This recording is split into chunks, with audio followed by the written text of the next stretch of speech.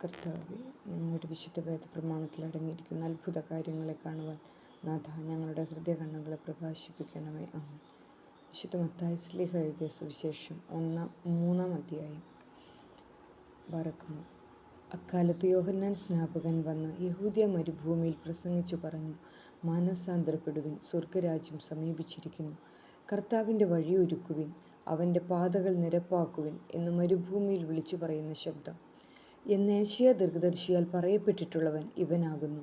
യോഹന്നാന്റെ വസ്ത്രം ഒട്ടകരോമം കൊണ്ടുള്ളതും അരക്കെട്ട് തോൽ കൊണ്ടുള്ളതുമായിരുന്നു. അവൻ്റെ ആഹാരമോ കംസയും കാട്ടുതേനുമായിരുന്നു. അപ്പോൾ യെരൂശലേമും യഹൂദിയ മുഴുവനും യോർദാന്റെ ചുറ്റുമുള്ള സർവ്വപ്രദേശവും അവൻ്റെ അടുക്കിലേക്ക് പുറപ്പെട്ടു വന്നുകൊണ്ടിരുന്നു. അവർ തങ്ങളുടെ പാപങ്ങൾ ഏറ്റുപറഞ്ഞ് യോർദാൻ നദിയിൽ അവനിൽ നിന്നും മാമോദീസ ഏറ്റിരുന്നു. പരീശന്മാരിലും സാദൂക്യരിലും ചിലർ മാമോദീസ കൈക്കൊള്ളുവാൻ വരുന്നത് കണ്ടിട്ട് അവൻ അവരോട്, സർപ്പസന്തതികളെ, വരുവാനിരിക്കുന്ന കോപത്തിൽ നിന്ന് ഓടിമാറുവാൻ നിങ്ങൾക്ക് നിർദ്ദേശിച്ചു തന്നതാര്?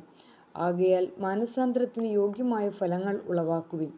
അബ്രഹാം ഞങ്ങൾക്ക് പിതാവായുണ്ട് എന്ന് മനസ്സിൽ വിചാരിക്കുകയും പറയുകയും അരുത്. എന്തെന്നാൽ ഞാൻ നിങ്ങളോട് പറയുന്നു, ഇതാ, ഈ കല്ലുകളിൽ നിന്ന് പോലും അബ്രഹാമിന് മക്കളെ പുറപ്പെടുവിക്കുവാൻ ദൈവത്തിനു കഴിയും. ഇതാ, വൃക്ഷങ്ങളുടെ ചുവട്ടിന് കോടാലി വയ്ക്കപ്പെട്ടിരിക്കുന്നു.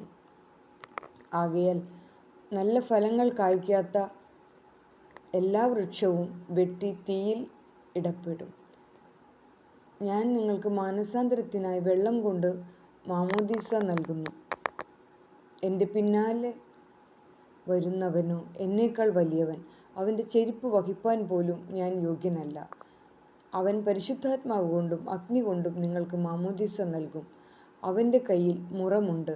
അവൻ തൻ്റെ കളങ്ങൾ വെടിപ്പാക്കി ഗോതമ്പിനെ അറകളിൽ ശേഖരിക്കും, പതിർ കെടാത്ത തീയിൽ ദഹിപ്പിക്കുകയും ചെയ്യും. അനന്തരം യോഹന്നാനിൽ നിന്നും മാമോദീസ സ്വീകരിപ്പാൻ യേശു ഗലീലായിൽ നിന്ന് യോർദാനിൽ അവൻ്റെ അടുക്കൽ വന്നു. യോഹന്നാൻ അവനെ തടഞ്ഞുകൊണ്ട്, ഞാൻ അങ്ങയിൽ നിന്നും സ്നാനം കൈക്കൊള്ളേണ്ടവനത്രേ, അങ്ങ് എൻ്റെ അടുക്കൽ വന്നിരിക്കുന്നുവോ എന്ന് ചോദിച്ചു.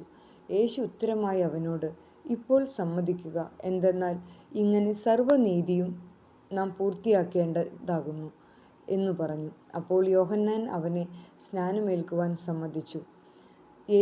അപ്പോൾ യേശു സ്നാനമേറ്റ് ഉടനെ വെള്ളത്തിൽ നിന്നു കയറി. സ്വർഗം അവനായി തുറക്കപ്പെട്ടു. ദൈവാത്മാവ് പ്രാവ് പോലെ ഇറങ്ങി അത് തൻ്റെ മേൽ വരുന്നതവൻ കണ്ടു. ഞാൻ ഏവനിൽ പ്രസാദിച്ചിരിക്കുന്നുവോ ആ എൻ്റെ പ്രിയപുത്രൻ ഇവനാകുന്നു എന്ന് പറയുന്ന ശബ്ദവും സ്വർഗത്തിൽ നിന്നും ഉണ്ടായി. ദൈവമേ, സ്തുതിക്ക് യോഗ്യമാകുന്നു. ബറക്കുമോ.